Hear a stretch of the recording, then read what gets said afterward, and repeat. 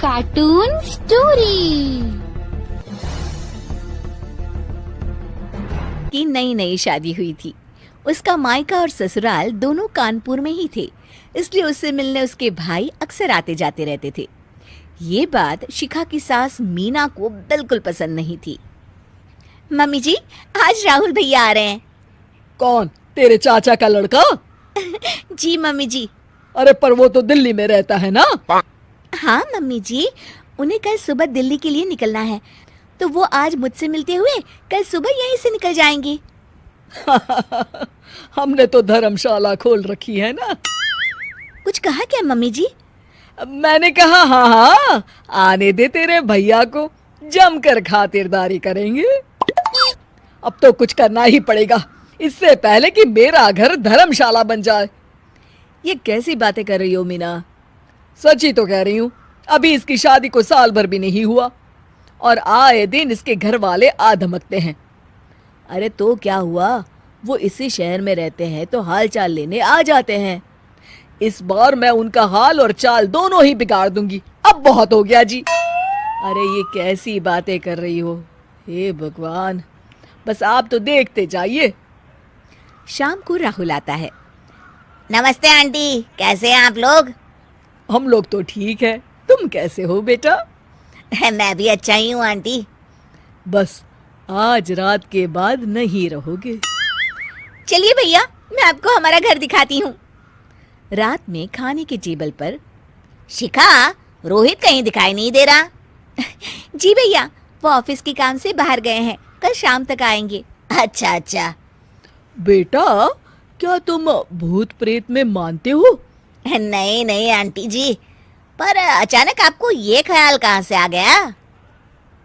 पता नहीं क्यों, कभी कभी मुझे लगता है जैसे रात के समय बैठक में कोई घूमता रहता है। ये आप क्या कह रही हैं मम्मी जी? हाँ, तुम लोग घबरा ना जाओ, इसलिए मैंने आज तक इस बारे में कुछ नहीं कहा। ये आपका वहम होगा आंटी जी, ऐसा कुछ नहीं होता। हो सकता है। चलो अब मेरा सोने का टाइम हो गया है तो चलती हूँ मैं। शिखा बेटा, राहुल के सोने की व्यवस्था वहीं दीवान पर कर देना। जी पापा जी। अब चलिए भी। अच्छा, तो बैठक में सोने वाले हैं साहबजादे। क्या बड़बड़ा रही हो? कुछ नहीं, आप सो जाइए।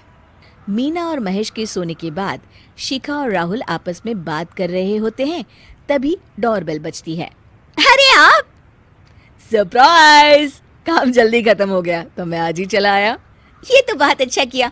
देखिए राहुल भैया भी आए हुए हैं, आप दोनों का मिलना भी हो जाएगा। कैसे हो रोहित? मैं तो ठीक हूँ भैया। शिखा, मैं भी आज यहीं सो जाता हूँ, राहुल भैया से बातचीत भी हो जाएगी। अच्छा अच्छा ठीक है। मीना आधी रात को उठती है, कंबल मुंह से पैर तक ओढ़ के डंडा लेके बैठक में आती है और देखती है दीवान पर चादर ओढ़े कोई लेटा हुआ है। देखो तो कैसे मजे से सो रहा है बहन के ससुराल में। मीना ताबड़तोड़ 4-5 डंडे मार देती है।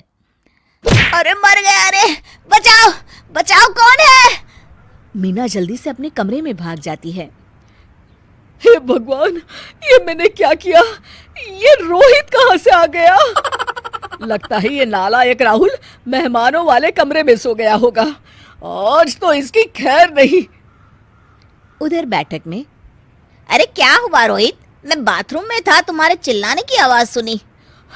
पता है भैया, मैं सो रहा था, अचानक से कोई आकर मुझे डंडे मारने लगा।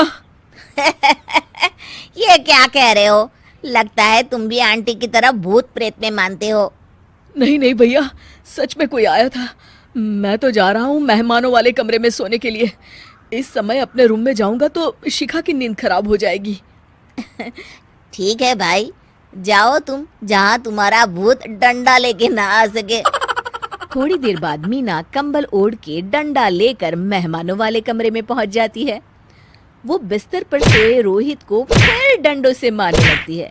अरे मर गया, अरे मर गया। तू भूत प्रेत में नहीं मानता ना? ये ले, अब डंडे खा। हैं? ये तो माँ की आवाज है। रोहित कंबल खींच देता है। बेटा तू, अरे ये क्या कर रही हो माँ? मार मार के मेरा भरता बना दिया आपने। माफ कर दे मेरे लाल, मैंने तो तुझे ही मार मार के लाल कर दिया। मैं तो उस राहुल के बच्चे को सबक सिखाना चाहती थी। राहुल भैया को? हाँ बेटा, मुझे लगा अगर उसे डंडे मारूंगी तो शिखा के मायके वाले यहाँ आना छोड़ देंगे। हे भगवान, माँ ये घर शिखा का भी है, उसके घर वाले जब चाहे आ सकते हैं। हाँ बेटा, आज मुझे भगवान का इशारा समझ में आ गया। मैं कितना गलत करने चली थी और अपने ही बेटे को चोट पहुंचा दी। अब चुपचाप जाके सो जाओ माँ, और किसी को कुछ बताने की जरूरत भी नहीं है। शिक्षा दूसरों का बुरा चाहने वालों के साथ भी बुरा ही होता है।